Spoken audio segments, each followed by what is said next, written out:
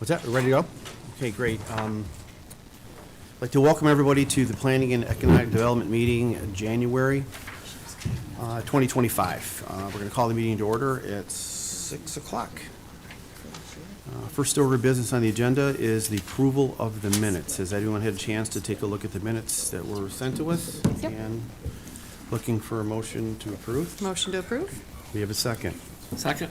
Second. All those in favor? Aye. Carried. The next item on the agenda is privilege of the floor. Is there anybody here to speak on the privilege of the floor this evening?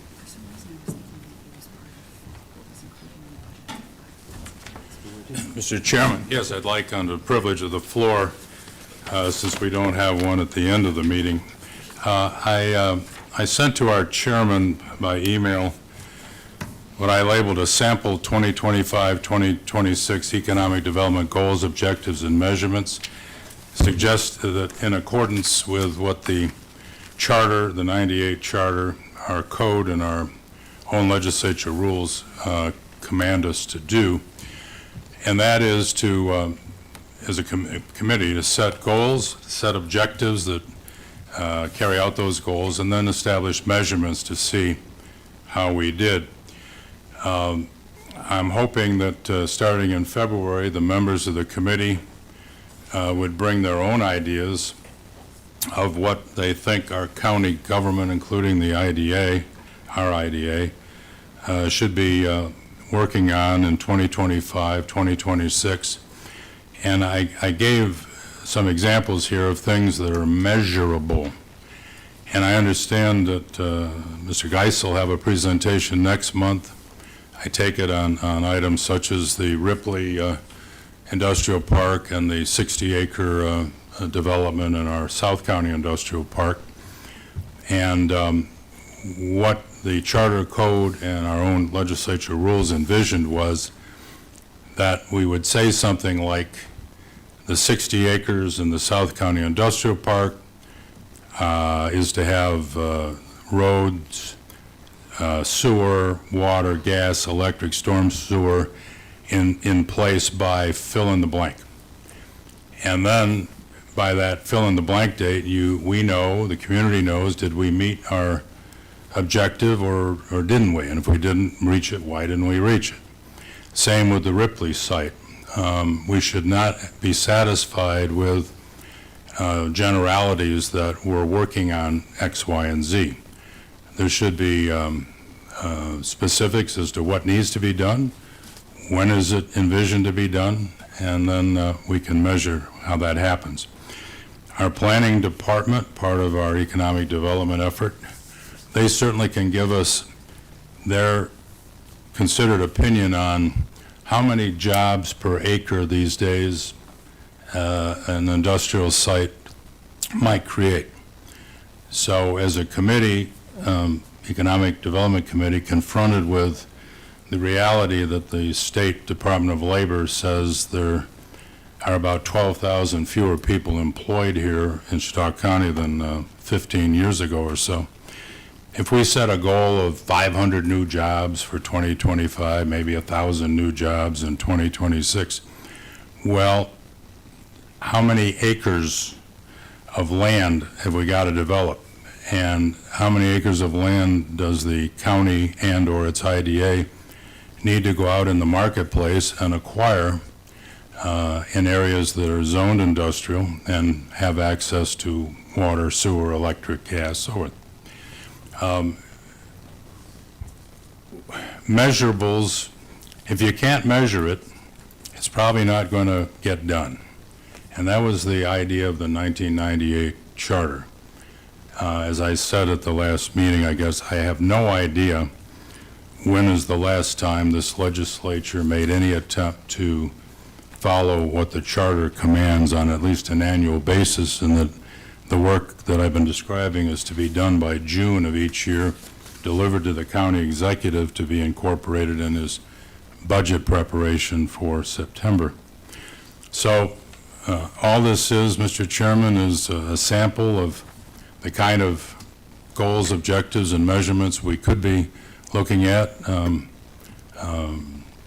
Mark Geis, starting tonight, will have an opportunity to look at what the sample is and to have his staff assist us in setting objectives, goals, and things that can be measured instead of generalities. That we're doing a good job, that things are getting better, that we're on the move. I don't know what any of that means, and none of us do. But if we commit to having an industrial park shovel-ready by a given date, we can tell, did that happen or didn't it? If it happened, great. And we can all be proud of those kind of achievements. So under privilege of the floor, I hope that next month we can incorporate starting to follow our command of the charter code and our own rules so that by June we can have something like this ready to submit to the executive. Thank you, Mr. Chairman. Okay, thank you, Mr. Larson, for that. I did forward that sheet to Mr. Geis, and as you indicated, Mark will be, his team will do a presentation in February. Mark, is that correct? Okay, we're looking forward to that, so we'll be able to answer a lot of the questions, I think, at that time that Mr. Larson has, okay? Thank you. Thanks for Is there anyone else? Question. Mr. Privilege, yes, sir. Sure. Mr. Johnson. I would love to see from somebody a copy of that 1998 charter in terms of, and here's why. I mean, just being a new guy here, what I found odd about our budget process was all the initiative was taken within the executive, and then we reviewed it Yes. at greater or lesser degree of detail. And in any budgeting process in corporate life I've ever been part of, it's the equivalent of the legislature, the board, who sets parameters to the executive that they must meet in their budget coming back. And it sounded like that charter was trying to do that. But, so I'd like to see it if, Sure. I don't know where, In our freshman orientation, at least I got it at some point, Fred. Posted on our legislature's website. is it? so how, Yes. so I can, You- all right, On the legislature's website, you can find other Well, forms and documents. I'm sure the clerk will print you a copy, because us older guys like to have, well, I was going Piece to of print it. paper. I was going to print it anyway. well, they can print it, All right. give you a charter. But, you know, all of that aside, it just, as a strategic thing, it just struck me as odd that we, by June or August or whatever, hadn't given the executive parameters for their budget. You know, global parameters, not detailed. Right. But, you know, this is how we did last year or year before, this is what we'd like to see.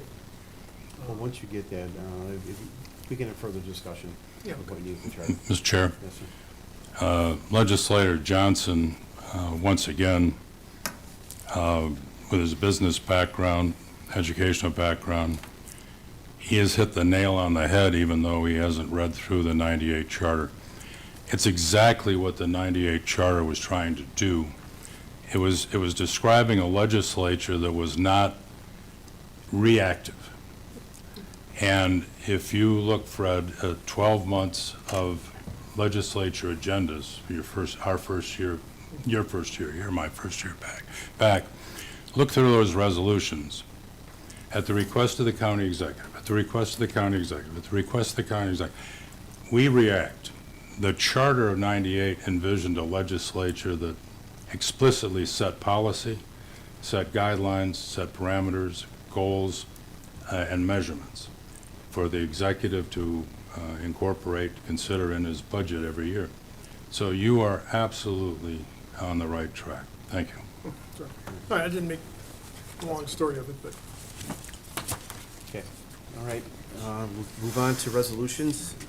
Don't privilege. The first resolution on the floor tonight is to confirm appointments to the Lake Erie Management Commission. Do we have anyone to speak on that tonight?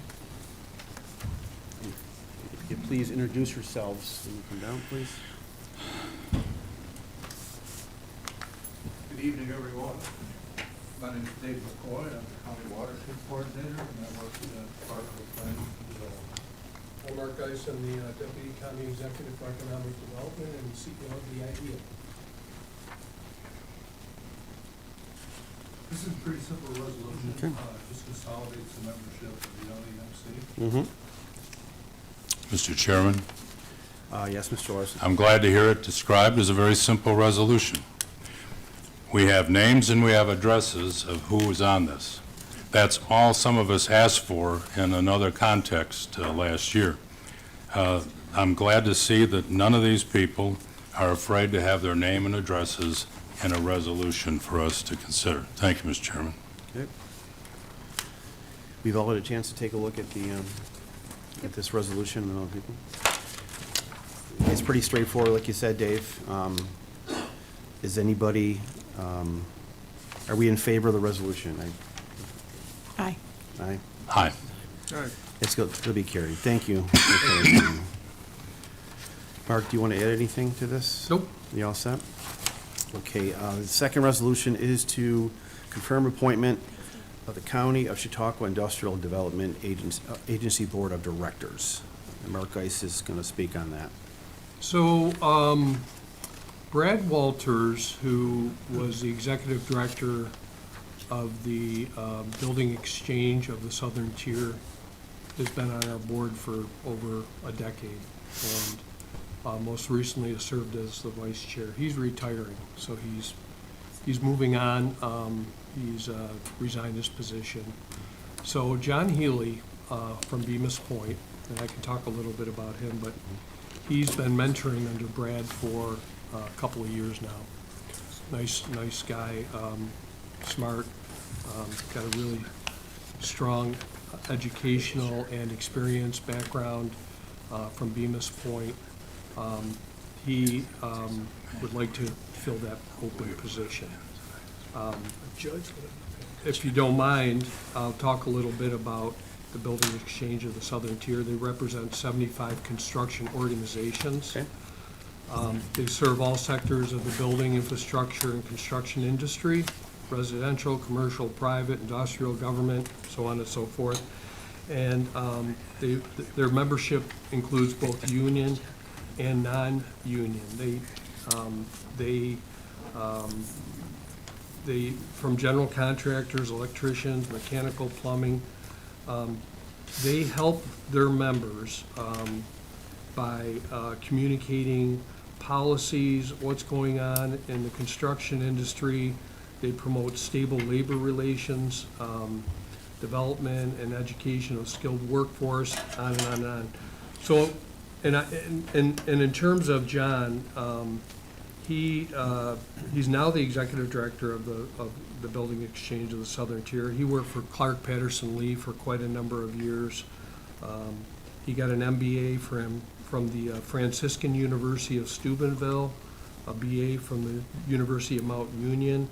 He's a certified project management professional with 13 years experience. He's been an OSHA instructor.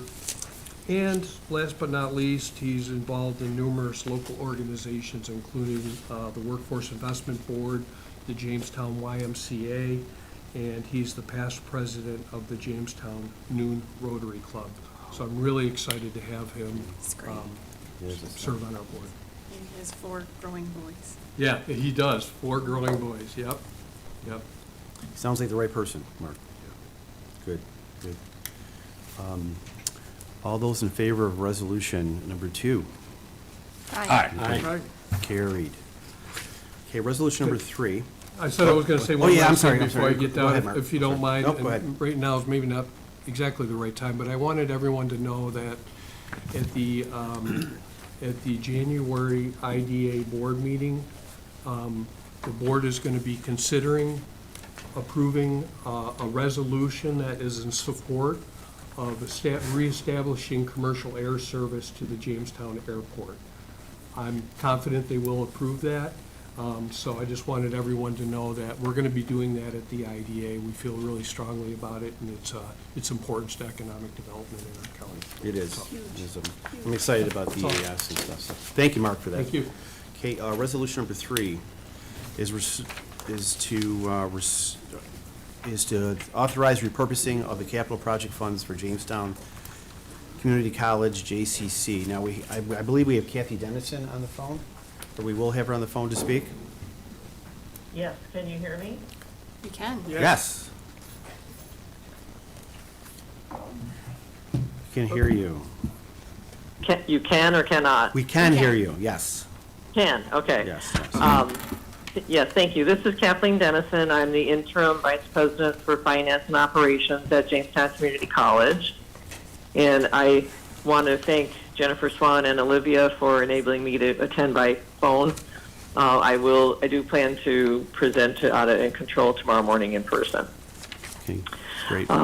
So the resolution that you have before you is, as it says, to repurpose capital funds that have already been approved for a project at JCC.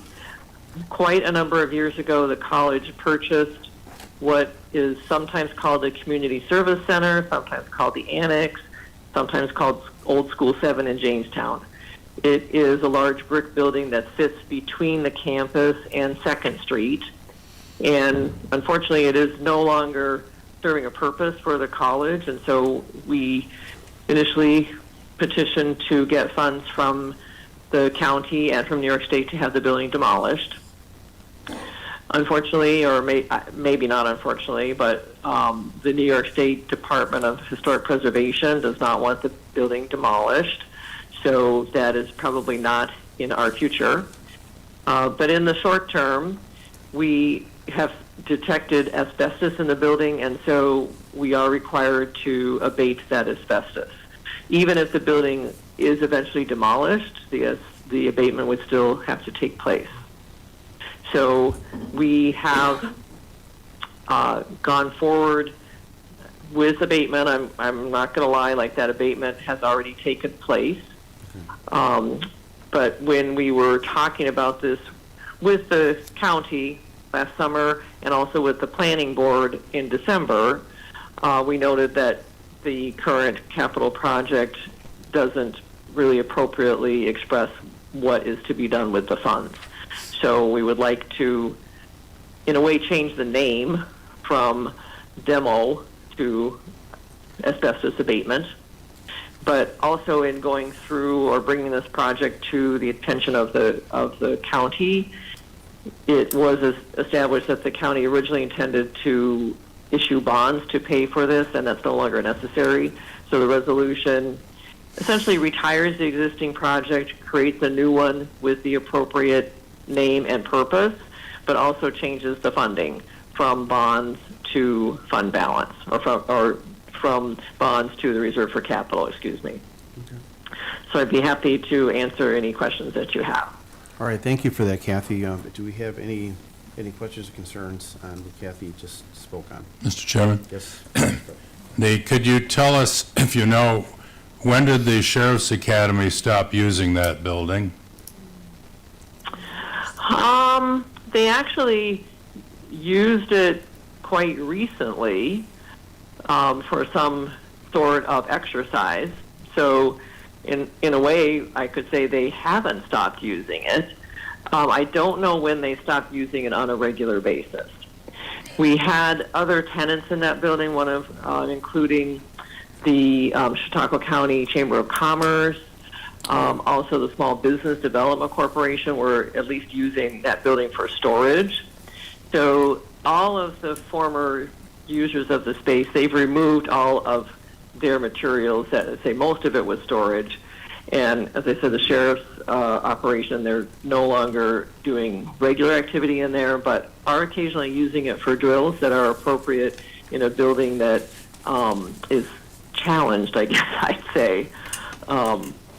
So they used it recently because it's a little rough around the edges, and that fit the needs for their appropriate exercise. And as long ago, a former county attorney that had to go up against SHPO, this New York State Historic Preservation Office, I'm no great fan of SHPO, but it is interesting that this building refuses to die. I believe the Jamestown Public Schools system walked away from this building probably 60 years ago or so, and Sounds about right. JCC has found many uses over the years for it, including, I believe it housed the daycare center the last time the college supported a daycare center. Is that right?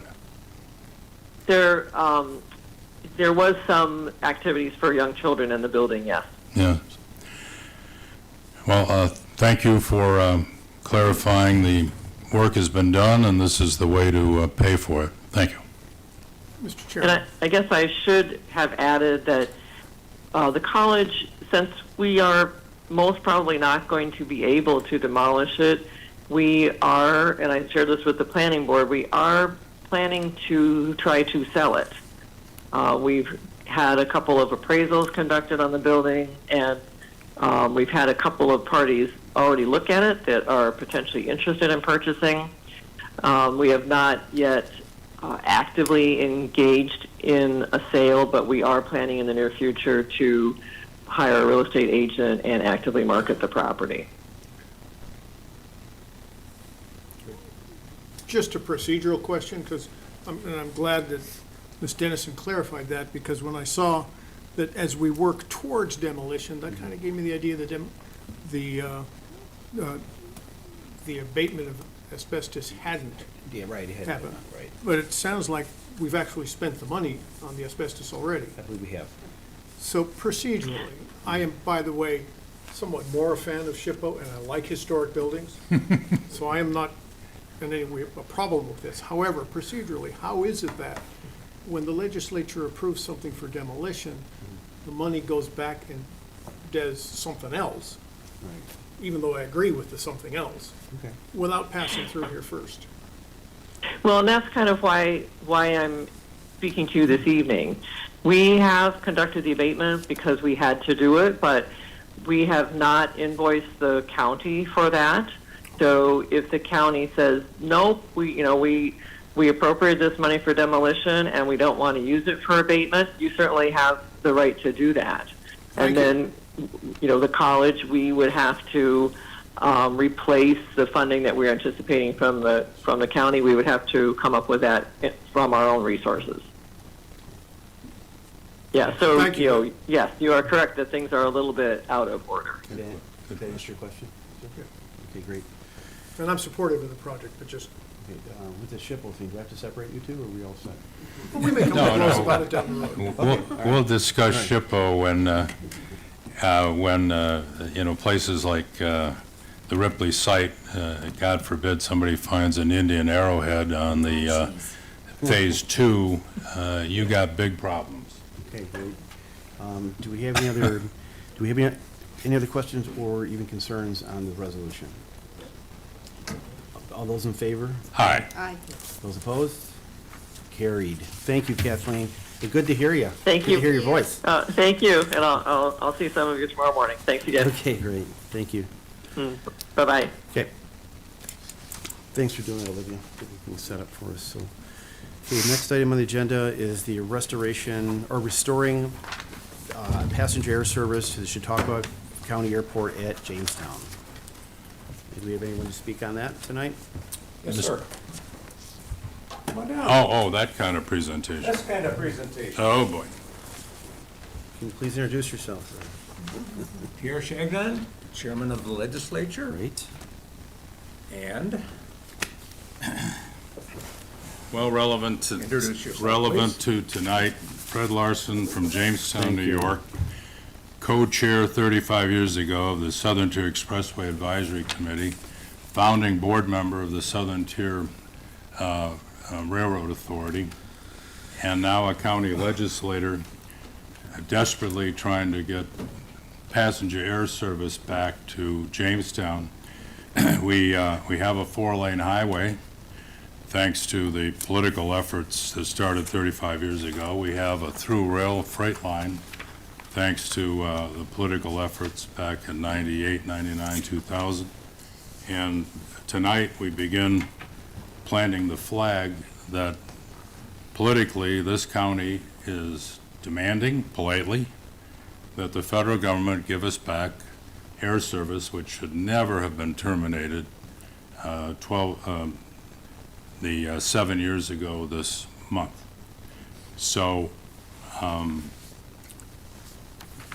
why did I bring up the Southern Tier Expressway Advisory Committee? Because it was a creation of this legislature 35 years ago, in March of '90. It was Resolution 76 of '90, creating Southern Tier Expressway Advisory Committee, Whereas completion of the Southern Tier Expressway through Chautauqua County and into its intersection with Interstate 90 is the #1 economic priority of Chautauqua County government. So the legislature was bold enough to say, this is our #1 economic development priority. We're not being fuzzy about it. Whereas no federal money has been committed to finishing the expressway, that was a message to our federal representatives, Congressman Houghton at the time. And whereas more than $9 million allocated to the expressway by New York State will be needed to finish the expressway, the $9 million was obtained by our Assemblyman Bill Parment in a New York State Highway Bond Act. Whereas the county legislature wishes to create an advisory committee to promote the completion of the Southern Tier Expressway, and so on. So you can see in tonight's proposed resolution by the chairman and myself, we are recreating 35 years later our same planting the flag in the ground to our federal representatives that we want air service back, passenger air service to Jamestown, New York. Nobody else will care. Nobody in the Federal Department of Transportation is thinking tonight about, boy, I wish I could get essential air service back to Jamestown, New York. No. Just like with the expressway. New York State did not want to finish the expressway. I don't blame them. The highway, even today, is not exactly heavily trafficked, shall we say. And look at all the money the state, by finishing the highway, look at all the money the state has to spend year in, year out. They didn't want to do it. Our congressman was focused on the Corning bypass at that time. The Houghton family was the founders and ran Corning Glass, and that was understandable. So the only people that demanded that the Route 17 be finished as a 4-lane limited access highway were the local elected officials. Nobody else cared. But you know what? Within 7 years of this resolution by this legislature, there was a ribbon cutting. The highway was finished all the way to 90. 7 years from this resolution, 6 years after the 1991 Federal Intermodal Surface Transportation Efficiency Act, called ICE-T, that Congressman Houghton got a member item at that time for the highway, and Senator Moynihan got it through the Senate intact. We had the money, the highway got finished. And so your resolution tonight from the chairman and myself puts our legislature on record that it's important to us and this county and its economy that we get air service back. Well, why? Well, I brought to you at the last legislature meeting, there is something like 112 cities, communities in America that have essential air service. Outside of Alaska, they have essential air service everywhere. And between 1978, when the airline industry was deregulated by President Carter, from 78 to 2018, when we lost essential air service, in 40 years, only 5 communities lost essential air service. We were one of them. That's a status that we need to undo. We need to join the 112 that have air service and leave the 5 at that time that were denied it. Mark Geis indicates that the IDA this month should be passing a resolution requesting the return of passenger air service. Mark and I know that the Chautauqua County Visitors Bureau should be passing a resolution also this month, putting the tourist industry, the visitors industry on record that it's important to them that we get passenger air service back. And I've said it many times, and I'll keep saying it. It is ridiculous that you can fly from Washington, D.C. or Pittsburgh to the Zippo Museum in Bradford, but you can't fly to the National Comedy Center in Jamestown, New York. And for those that say Bradford's out in the boonies and it's too far from Buffalo, you can Google map it and find that Bradford itself is 2 miles further from the Buffalo airport than Jamestown, New York, and 2 minutes longer drive. So that argument, that dog doesn't hunt. Back when our then Congressman Reed went public in the fall of 2017 and said that the couple $1 million essential air service subsidy to Jamestown was a waste of the taxpayers' money.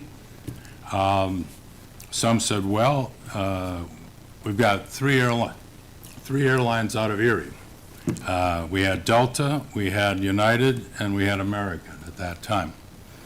The one thing I found interesting about the air service study that the county commissioned, and we had the report last month, if you remember seeing on there people from this general area, it's down to about 1% that find it makes any sense to go to Erie to fly anywhere. They have 3 flights a day on American to Charlotte. That's it.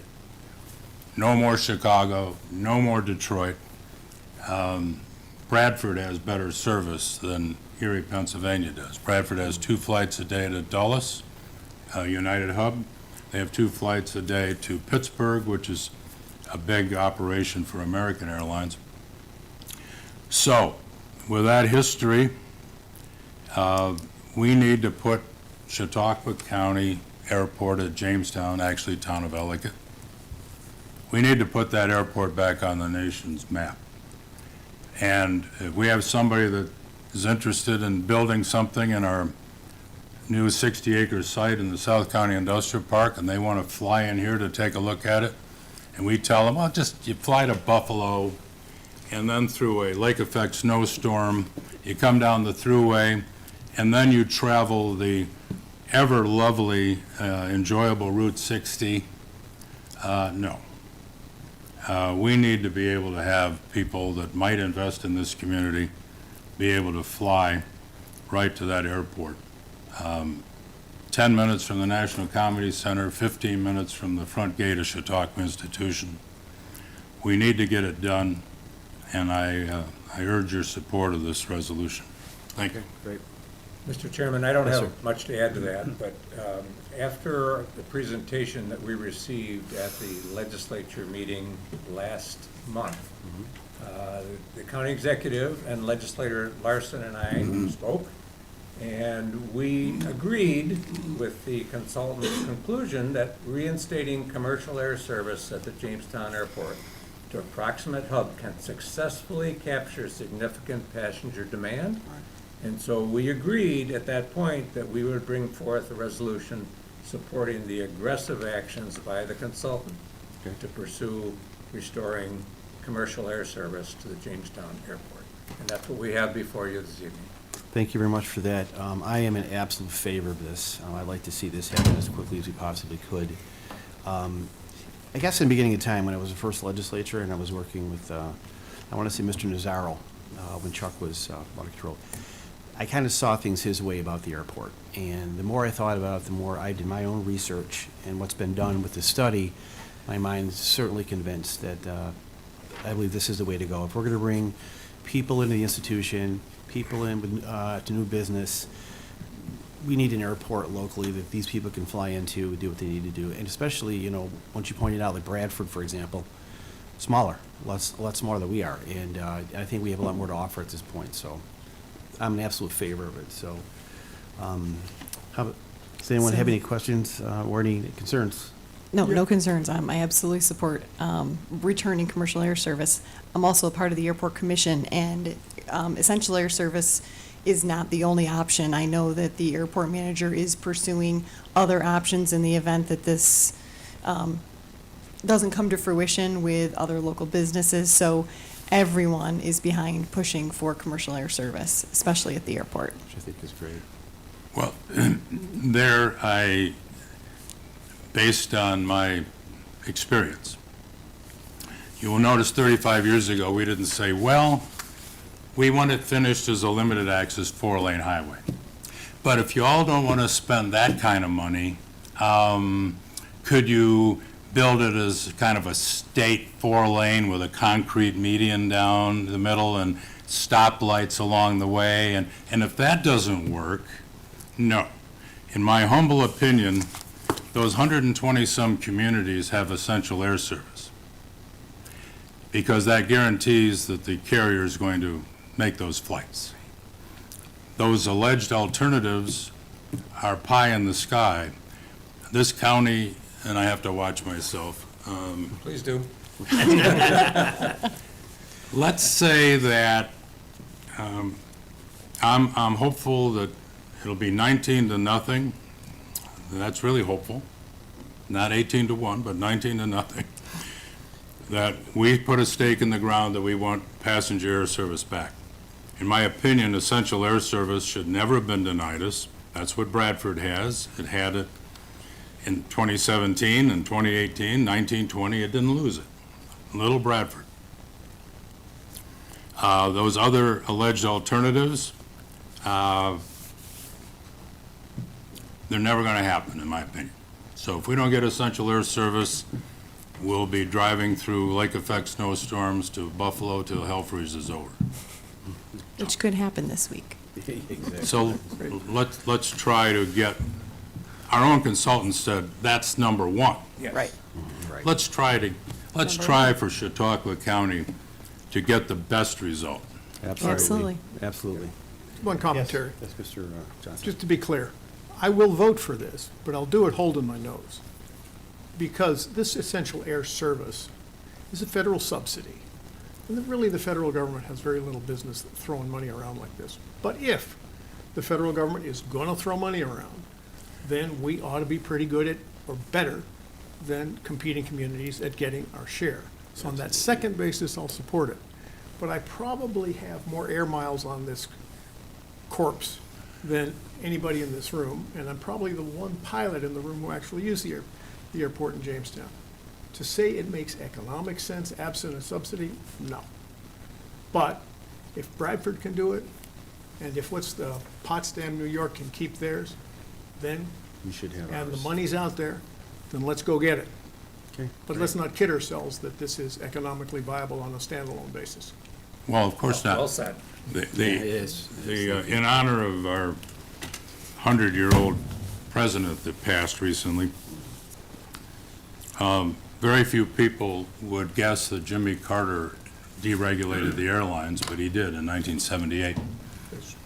That it's not a giveaway, Legislator Johnson, in the sense that there was no reason for it at the time. There was a deal made with America and its smaller communities like Jamestown, New York. When US Air was deregulated, and at the time TWA and American and Pan Am, they were all deregulated. That meant they could walk away from any market that they didn't want to serve anymore. It was Mohawk then. We had, well, Jamestown for a while had Mohawk and Allegheny, both. I never flew on Mohawk, glad I didn't, but I did. I watched a friend of mine fly away from Jamestown on a Mohawk plane and literally saw the wings flapping. It was quite extraordinary. But anyway, Jimmy Carter, the federal government, made a deal with America. You let us deregulate the airlines. You let the airlines decide when they're going to fly, where they're going to fly, what they're going to charge, totally deregulated. But if they walk away from your community, we'll have this program called Essential Air Service. It was a deal. Let us deregulate the airline. If your community is hurt by that deregulation, we'll have this program that will provide you some kind of connection to the world. And that was the origins of the Essential Air Service program. So, Legislator Johnson, in terms of you and my relative conservative fiscal feelings, those communities that never got essential air service, and Williamsport, Pennsylvania is an example, they're not being allowed in, apparently. Williamsport lost its last commercial free market service about a year or two ago. The people of Williamsport right now, their paying full freight to Southern Airways, the commuter airline that serves Bradford and was serving us. People are paying hundreds of dollars market rate to fly from Williamsport to Philadelphia, I think, to get to a major airport.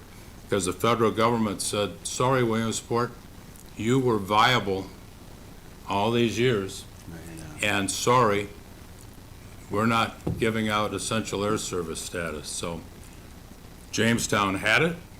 It was wrongfully removed from us. Southern Airways did give us very bad service in 2017 for mostly pilot shortage reasons at the time. They've solved that. But we should not have it taken away from us, and we deserve to have it back. I agree totally. So do we have any other comments? No. On the resolution? All those in favor of the resolution? Aye. Those opposed? Thank you. Carried. Thank you very much, gentlemen. Presentation. Thanks, Fred, for education lesson there.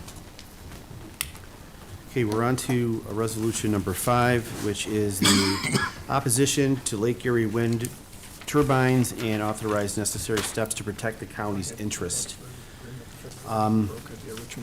This resolution, it's been a while in the making. There was a month or so back, we had an organization come in called Citizens Against Wind Turbines in Lake Erie, which stands for CAUTILE. They did a presentation, and all those who didn't see the presentation, I would encourage them to go back into YouTube and watch the presentation. Living on the lake and knowing what they'd like to be able to do with these wind turbines, it just doesn't make any sense to me. Doesn't make any sense economically, and I think for the environment, it's going to be really bad. So if everyone had a chance to take a look at this resolution, I don't think we really need to get into any details since we had the presentation. I'm just looking for a lot of support on this one if we can, so. Mr. Chairman. Yes, sir. It was an interesting presentation opposing wind turbines in Lake Erie. You may recall I asked the gentleman what was his alternative. Wind turbines on land?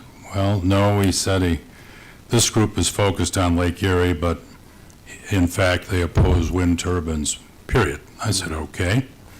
Well, if we're not going to get any electricity from wind turbines, what do you suggest? And he suggested small nuclear units. So if we would amend this to say that this legislature supports small modular nuclear units, I'll support this. But the old NIMBY business, not in my backyard, we've seen in this legislature that the legislature majority voted not to get even the possibility of solar farm at unneeded the North County Airport property. So no solar, even though we hand out to our RDA pilots to solar farms. But there's antipathy towards solar. There's antipathy toward wind turbines. The one thing that has been offered as an alternative by the expert that was here making this presentation was small modular nuclear. I wonder if there's a majority vote in this legislature going on record with Albany that we think they ought to look at small modular nuclear power plants, maybe one in Chautauqua County that would pay a lot of our taxes for us. I doubt that that would have a majority vote. I don't know. Mr. Chairman, Yes, sir. if someday somebody wants to have a separate resolution to examine putting one of those small nuclear plants in Chautauqua County, I'll certainly have a look at it. Right. But I am absolutely in support of this one. Like the airport, I don't have to hold my nose. Okay. This is Well- full of dumb subsidies. I'm against them, and it makes no engineering sense. So this is a great resolution. I think a separate resolution would be something we'd have to do. Yeah. We have to look into right now. This Yeah. resolution is focused on Yeah. what we're doing Well, tonight, you so. process later. So if there are no other questions, concerns, so looking for a for a vote. Yea or nay on this one here, folks? Yay. Yay. Yay. Okay, yay. Aye. Aye, carried. Thank you very much for this. We've been working on this one for an awful long time, and it's good to see, so thank you.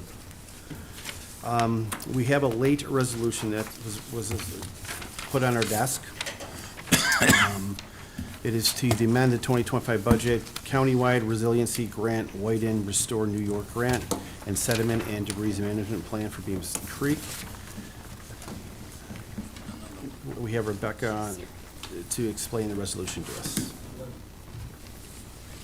And Mark Geis. I'm just here for morals. Okay, great. Not that she needs him, Mark. Hi, Rebecca Worster, Planning Coordinator for the Department of Planning and Development. I apologize for the late resolution and blaming New World for the holdup. Yeah. Ultimately, it's pretty straightforward budget. These three projects were all approved in 2024, specifically the Countywide Resiliency Grant. That one focuses on, I'd say it's an extension of our hazard mitigation plan. So really identifying projects specific to the increases in storm surge that we're seeing, the increases in flooding, in snowdrop, things like that. Really identifying those projects and then going after grant funding through this planning initiative. It's a $144,000 grant through New York State Department of State Smart Growth Countywide Resiliency Planning Program, and we do have our match already budgeted in our 2025 budget, so that $16,000 is budgeted already. That's great. The second project, the White Inn Restore New York grant, we're acting as a pass-through for that project. Ultimately, that grant was approved last year. The project is pretty much wrapping up this year, and once it's finalized, that will be reimbursed back to the White Inn. And then lastly, our sediment and debris management plan for Bemis Creek. Last year, we just didn't get started on the project. We'll be starting that project this year. And again, just making sure we account for that in our 2025 budget. Any questions? I'm still reading through the resolution, but I don't have any questions right now on Nope. this. Does anyone, do we have any One questions? question related to White Inn, maybe you know the numbers. maybe Sure, you John. don't, But I've been, it's a beautiful building. It's wonderful. At the end of the day, Mark, Rebecca, can you just give a ballpark figure of private investment or, and state granted or federal funds, state grant funds and such? I don't think wanna I give kinda you- know what it is. but- Yeah, I don't want to give exact No, no, I'm not asking numbers, that. but certainly north of 5 million total investment, approximately 2 million, a little north of 2 million of various grant sources. Thank you. Mr. Chairman, Yes, Fred? obviously happy that the state gift of $1,250,000 has resulted in a hotel reopening. It was publicly reported, I think, in CCIDA communications and whatnot, that a certain hotel in Bemis was in line for $2 million of state grant. The wannabe owners were, at least in the newspaper, indicating they were looking for $4 million of public money in a $9 million proposed project. Did any public money get advanced anywhere on that Bemis Point Hotel project at all? None? Good. And does the CCIDA yet treat that, and I know one of our legislators, Banker, and I talked about this last year, so that we'll just put that on the table to not hide anything. Has the CCIDA declared this thing dead yet? Absolutely not. And is the matter still in court, to your knowledge? No. Okay. I won't ask you anything further. No, Yeah, that tells me something, and so thank you for that answer. you're welcome. Do we have any questions or concerns, committee? Seeing none, hearing none? All those in favor? Hi. Aye. Those opposed? Thank you. Carried, thank you. Thanks, Mark, thanks, Rebecca.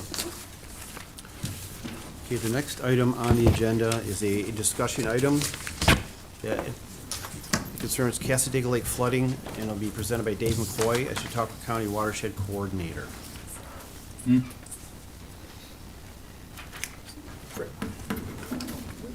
Talked about last year. Publishing the identities of the Chautauqua If you gentlemen can introduce yourselves again, appreciate it. County watershed coordinator. Advisory. There. Mark Geis, the Deputy County Executive for Economic Development and the CEO of the IDA. There you go. I'm Bob Ruther. I sit on the board of the Cassadaga Lakes Association, and I am the Cassadaga Lakes manager. Okay. So Cassadaga Lake is very important to the county, yes, at the time. And we've been receiving some concerning reports about high water levels in Cassadaga Lake. Please slide the microphone a little closer to you, Dave. Thank you, there we go, thank you. I'm sorry. That's okay. No, we've been getting some concerning reports about high water level in Cassadaga Lake. And coincidentally, we happen to be having one of those good old-fashioned winters where we're getting a bunch of snow. And the water level is as high as we would like to see it. Actually, it's much higher than we like to see. And eventually, it's going to warm up. And we're concerned that we're going to have some serious issues there with property damage and other things. So with that, maybe Bob could add to that. Yes, please. You want to run the video first? So I'll see what we're talking about? Sure. Go ahead. Can I stand? I like to stand. Yeah, absolutely, that's fine. When you have 6 kids, you stand a lot. Chase them around. This was taken by a drone. This is at the very beginning on the Maple Avenue Bridge, going south down towards Moose Road. And if you could stop it right there briefly, please. Yep, sorry. This is about 400 or 500 feet down the creek, and this is one of the major choke points that's holding this water back, just so you understand that. Go ahead, Olivia, thank you.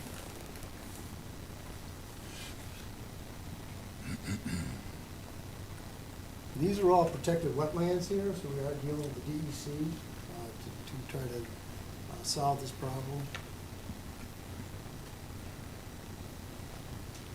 Has this always been a problem? It's always been a chronic problem. Within the last 3 years, it's become a serious problem. Okay, thank you. We have a measuring device by the outlet there, and this year, the last 3 years, it's gone over what it's normally done. What's plugging the outlet up? Underneath the bridge, we have a sediment and sand buildup from runoff from the watershed, from Stockton Hill, and all that area there. The one part where I just stopped it, that's all choked up with vegetation. Then we have the stream that's narrowed here, and then we run into Bucky Beaver and his building buddies. Thought so. You got some dams. How many dams you believe are there that are? We think there's probably between Maple Avenue and Moose Road, we think there's at least 4 or 5, maybe 6.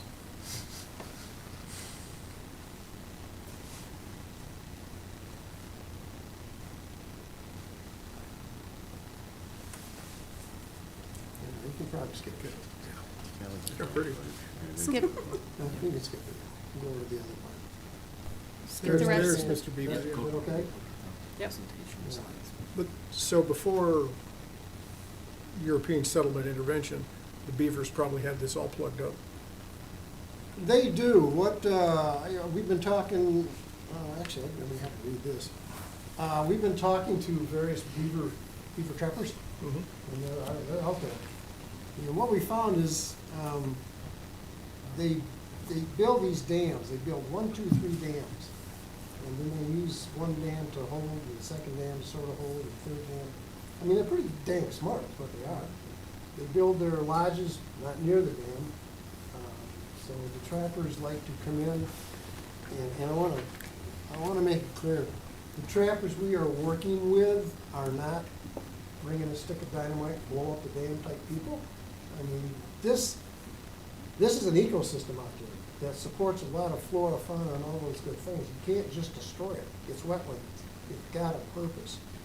But by the same token, it's causing, and if we got pictures, do you have pictures of the property, please? It's causing this. Go ahead, roll it, please. Okay. It's causing this. Major flooding. That's huge. And that's another beaver dam there, right? And so not only are our lakeside community, getting inundated, but we have septic tanks in Cassadaga. And if this water reaches these septic tanks, then we're losing a lake. And I know we're not Chautauqua Lake, I get that. But we get a fair share of tourist dollars that come to Cassadaga, come to Lauderdale. And it supports not only us, it supports the county, and it brings 20, 30,000 people here a season that see what we have here. And what we have here is probably, I've been all over this country and overseas. This is my home, I live here, because I like it here. And these lakes, to me, are just critical. So this is what we're faced with. Now, is this every year, Bob, or is it? Every year. Every single But year? again, this the is last happening? 3 years, it has really has come to this. And I'm not gonna get into climate change or any of those things. I don't care what's causing it. I just know it's happening. Okay, now, you said you're working with the DEC currently? I'm working with Andy Johnson from Eco Strategies. I'm working with Dave Spann from county, working with DEC. I got 3 or 4 different DEC people I'm working with. We have, if you have just a minute, I can give you a real brief presentation, or you just want to get out of here? No, we want to listen to it. Listen to you. Listen to what happens. All right, so what I wrote with the 3 Cassadaga lakes taking water from Stockton Hill to the west and the watershed to the east. In the village of Cassadaga, there are approximately 60 catch basins feeding the Cassadaga Creek. The lakes are also taking in water from 5 streams. These sources also contribute sand and sediment to the creek, resulting in a significant outflow impediment at the Maple Avenue Bridge. You all know where the Maple Avenue Bridge is?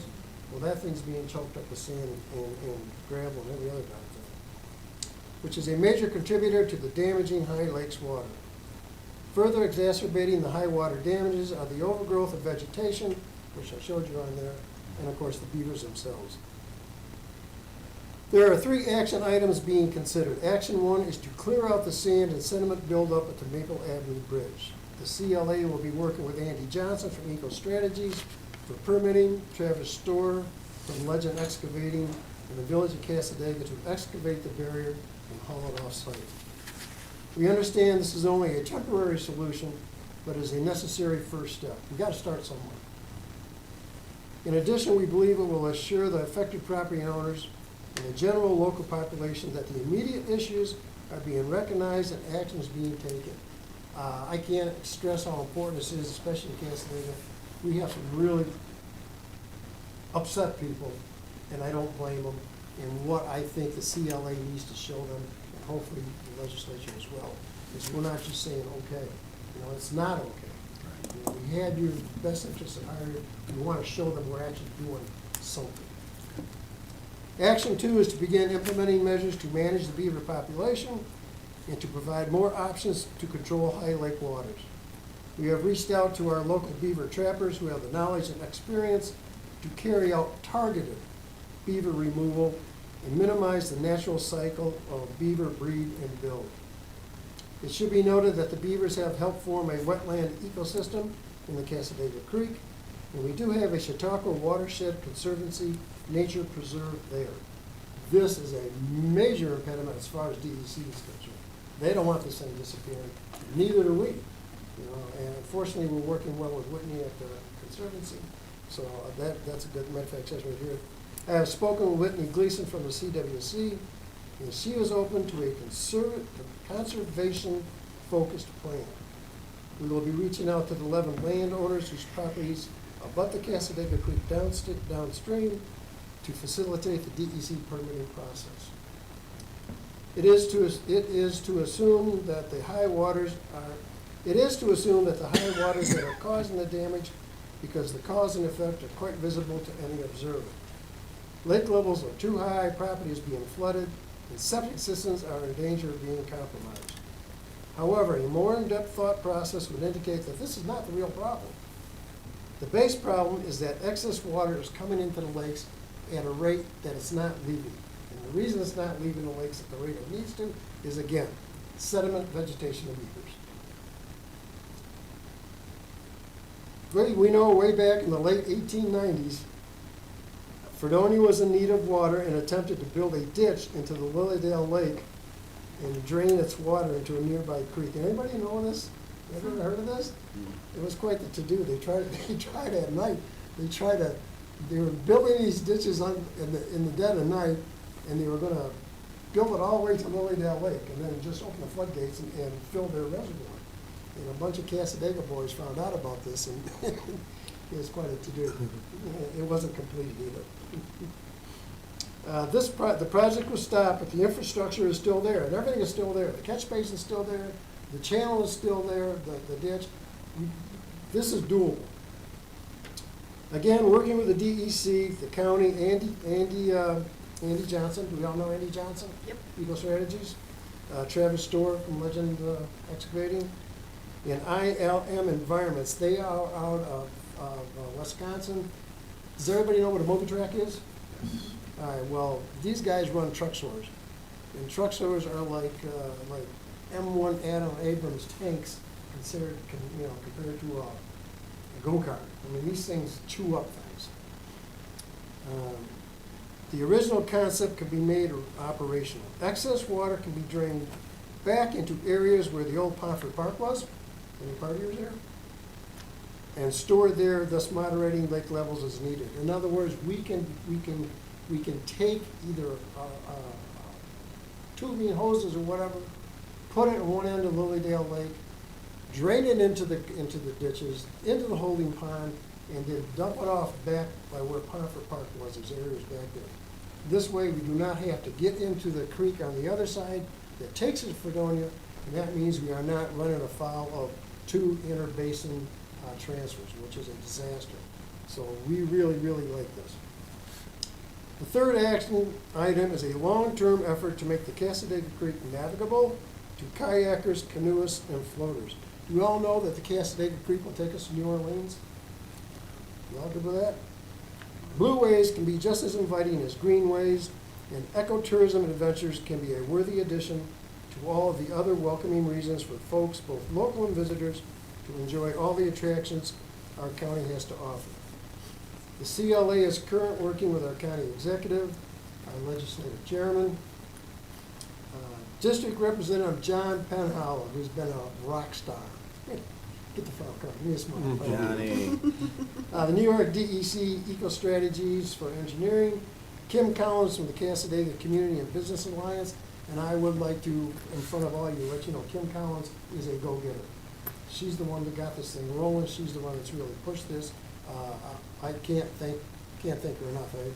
I would agree with you. Thank you. Travis Storr and Legend Excavating, Village of Casadega, the Chautauqua Watershed Conservancy, and Rudy Abersol for coordinating the chapters. This is going to be a long project, but we need to start. So I certainly hope that the legislature, like hitting everything, how am I doing? Doing well. Thank you.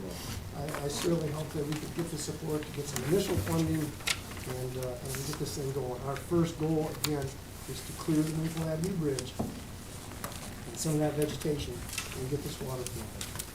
I'd like to add that last Thursday, County Executive Wendell coordinated a meeting with the DEC.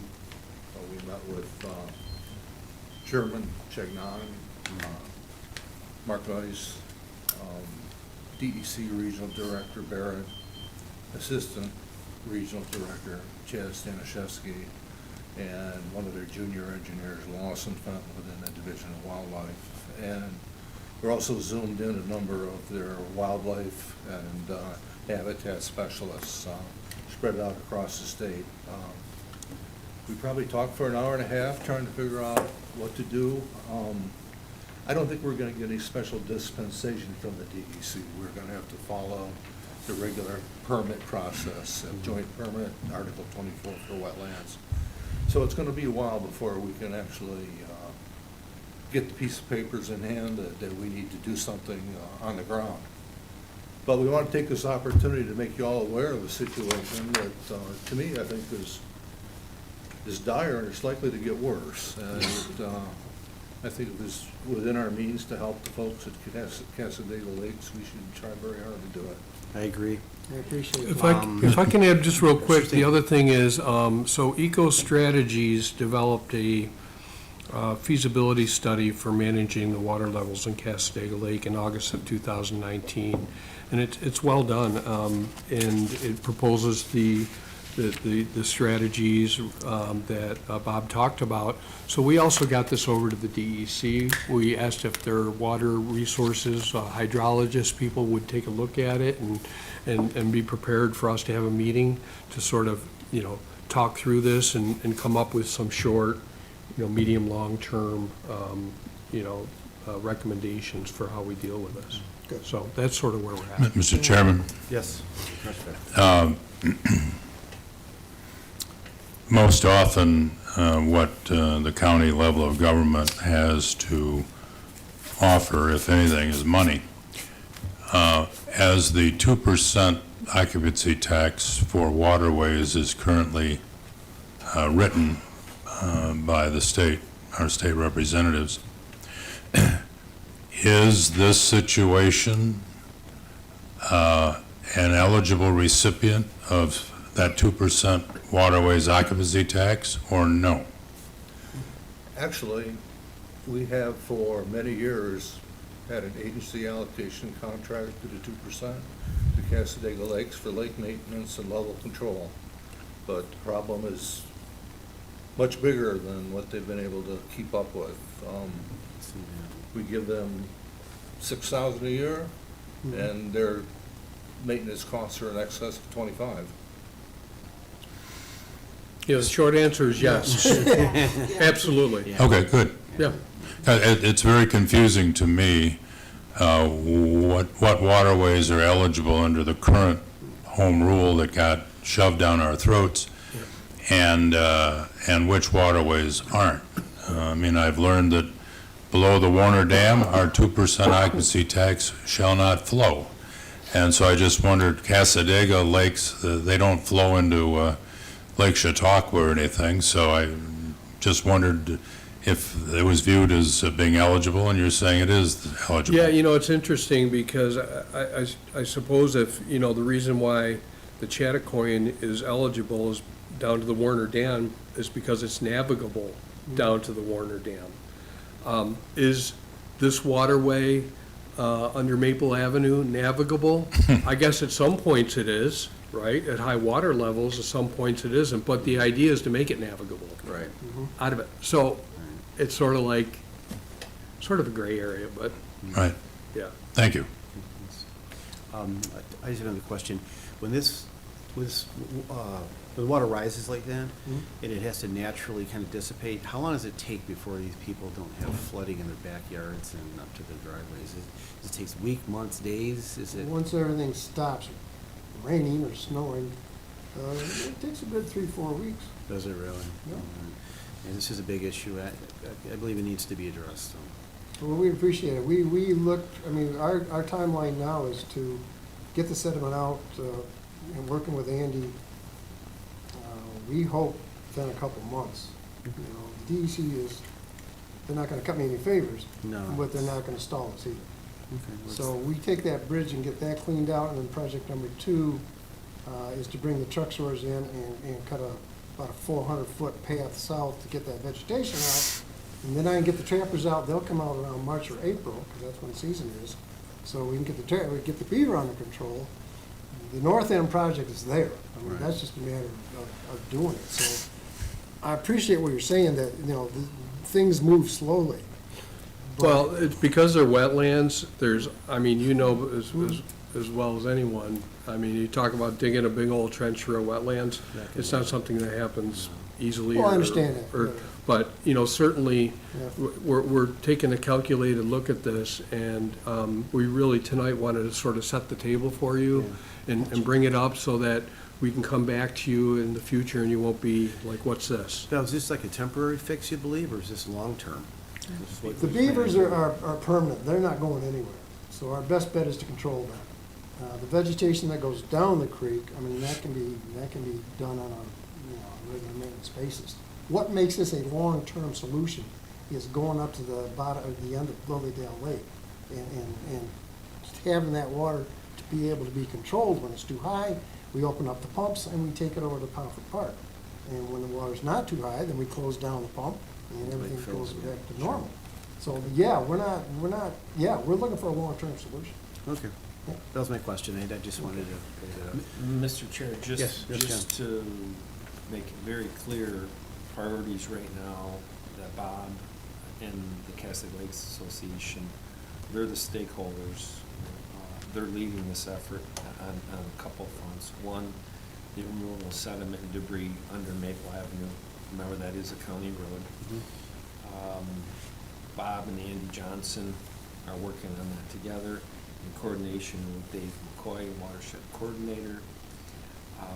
Secondly, Bob is leading the efforts with certified trappers, wetlands permits, landowners, Conservancy Group, and then Andy Johnson, is my understanding, is working on a update, if you will, of the 2019 study engineering program that he put together, and that will identify long-term solutions and long-term costs.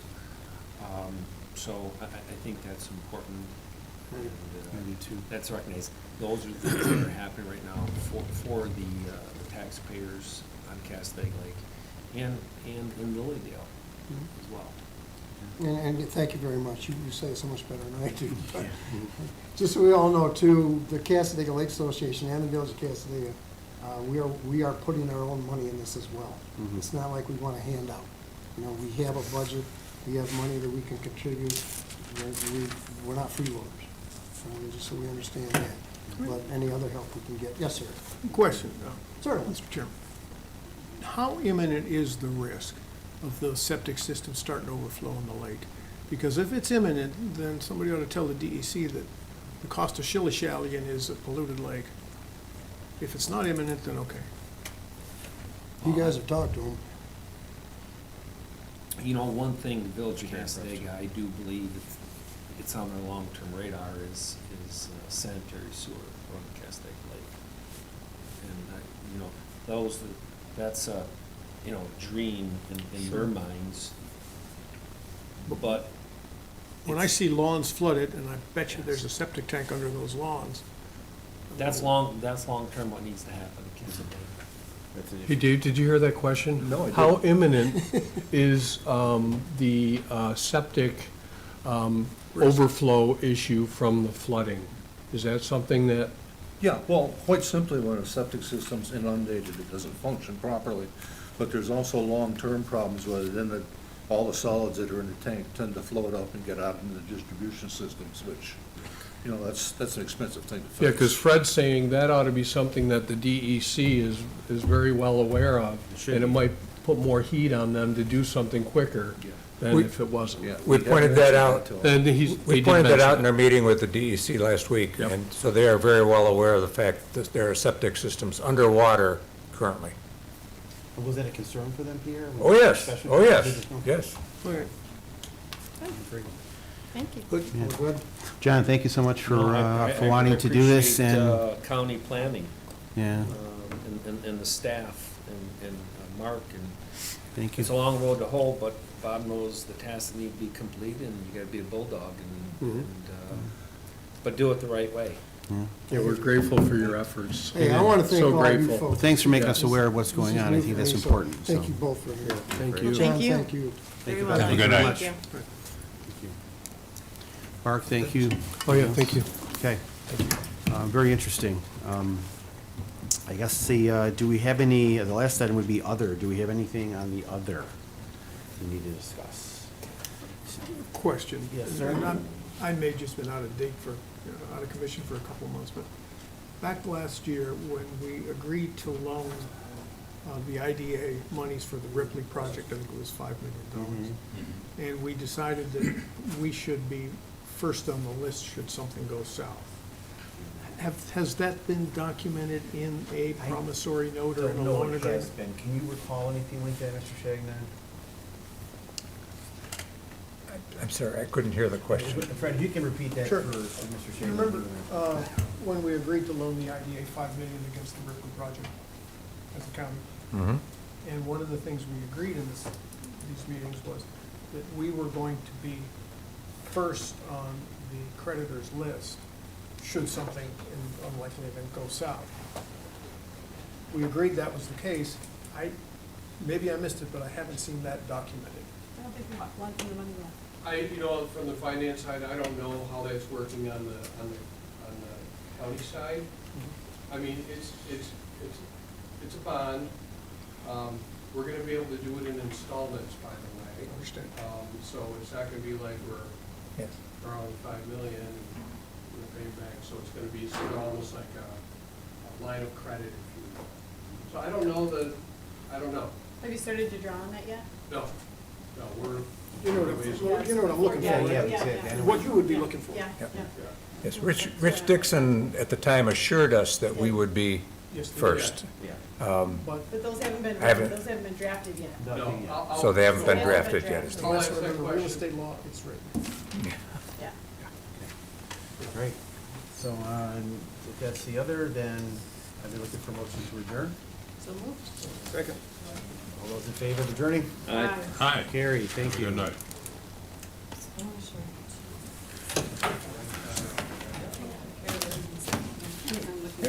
Thanks, John, that was very, John. Count the hotel. No. That's a problem. Yeah, that's it. You said it was flooding.